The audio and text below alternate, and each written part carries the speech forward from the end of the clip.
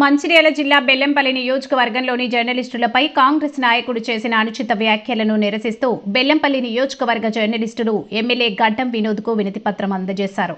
జర్నలిస్టులు ధర్నా నిర్వహించి సదరు నాయకుడిపై కఠిన చర్యలు తీసుకోవాలని డిమాండ్ చేశారు. న్యాయం జరిగేలా చూస్తానని ఎమ్మెల్యే హామీ ఇచ్చారు. తమకు న్యాయం జరిగే వరకు పోరాటం ఆపేదే లేదని, విధులకు ఆటంకం కలిగిస్తే సహించబోమని జర్నలిస్టు సంఘాల నేతలు స్పష్టం చేశారు.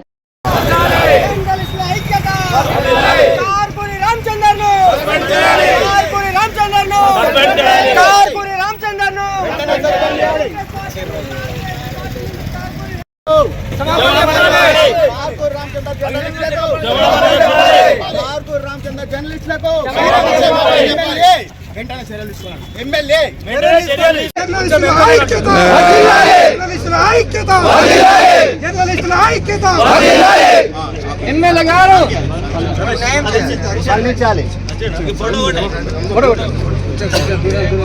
రిక్వెస్ట్ సార్, దీన్ని ఎంక్వైరీ చేయించాక దీని పరిణామాలు ఏముంటాయో చూసుకొని ఓకే సార్. ఓకే.